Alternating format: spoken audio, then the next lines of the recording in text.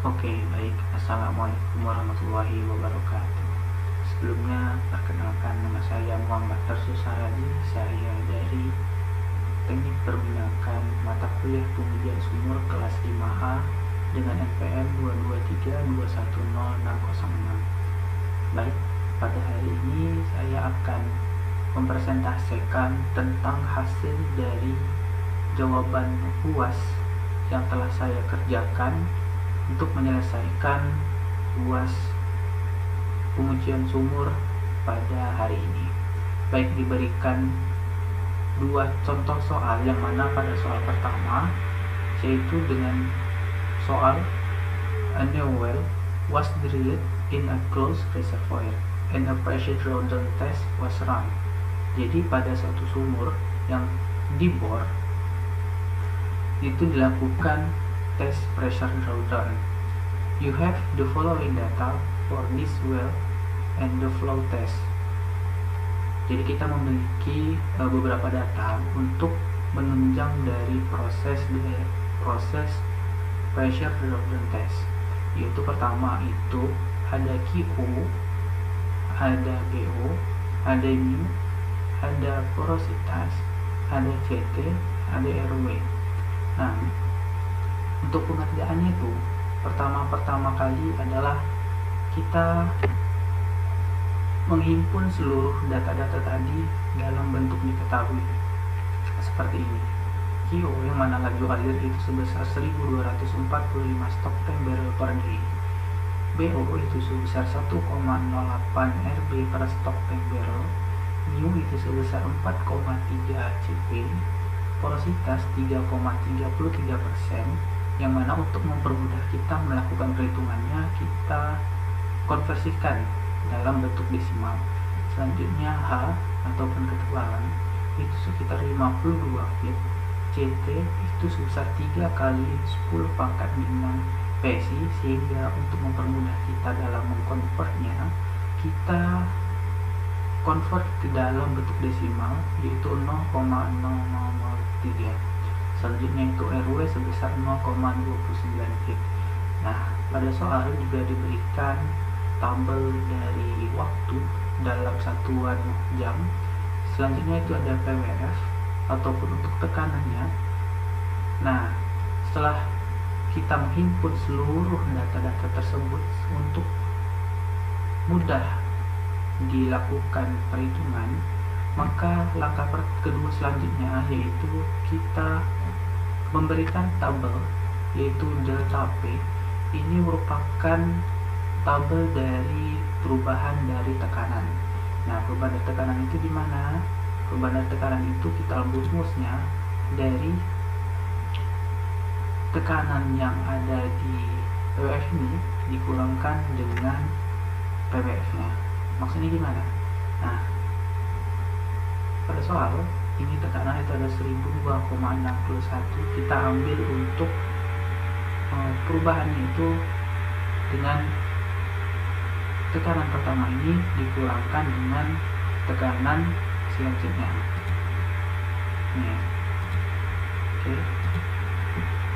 Tekanan selanjutnya dikurangkan dengan tekanan pertama, selanjutnya tekanan selanjutnya dikurangkan dengan tekanan pertama. Jadi tekanan selanjutnya ini parameter untuk melakukan perhitungan delta P-nya itu dengan tekanan pertama sebagai parameter utamanya. Oke, selanjutnya setelah kita mendapatkan delta P, kita dapat memplot dari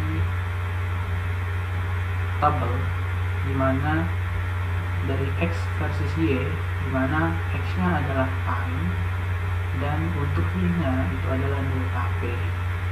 Nah, ini grafik ini akan kita gunakan untuk menjawab pertanyaan dari yang ada pada soal. Di mana pada soal itu pertama, estimate when the well storage period ended.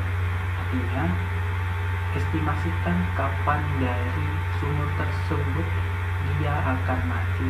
Yang kedua, when the infinite active radial flow period start, period reason. Kapan dari infinite active radial flow itu dimulai dan berikan alasannya. Yang ketiga itu estimasikan permeabilitas. Dan keempat, kondisi apa dia ini butuh. Estimasikan skin faktornya. Nah, untuk menjawab soal nomor 1, kita telah membuat tadi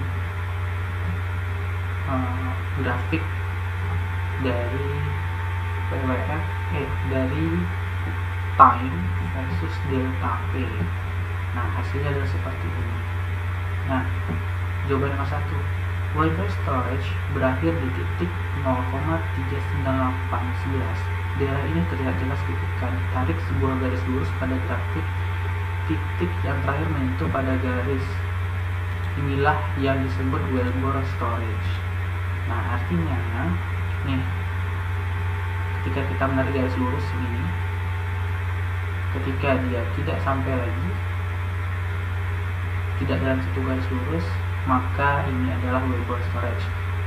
Dan garis lurus yang sudah konstan ini adalah infinite acting radial flow.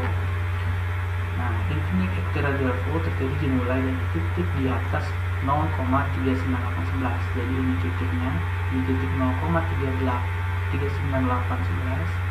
Di sebelah kiri ada Weber storage dan di sebelah kanannya ada infinite acting radial flow. Nah, sudah terjawab dari pertanyaan soal nomor 1 dan soal nomor 2.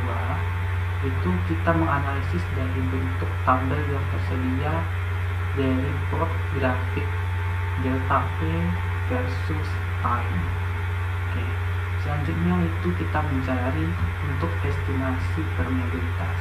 Untuk estimasi permeabilitas itu kita ngambil time pertama itu ada di 1 dan time kedua itu adalah di 10.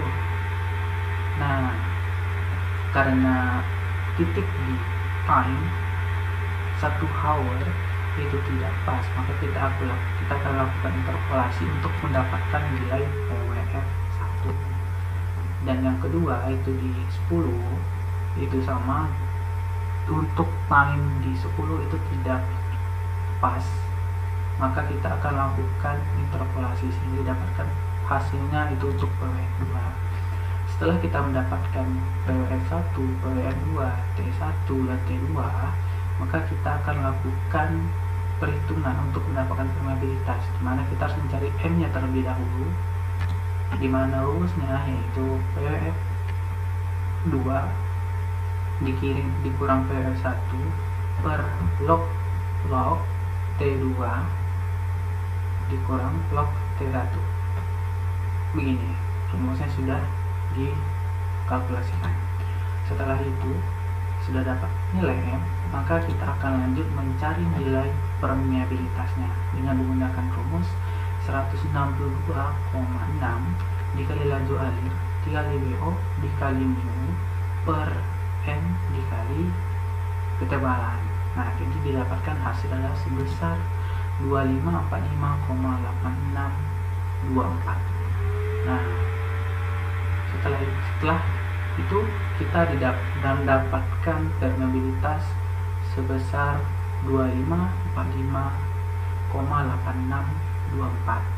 Setelah itu kita lanjut untuk mengestimasikan skin faktor, yang mana skin faktor ini akan mengindikasikan apakah sumur tersebut terjadi keruntuhan ataupun tidak.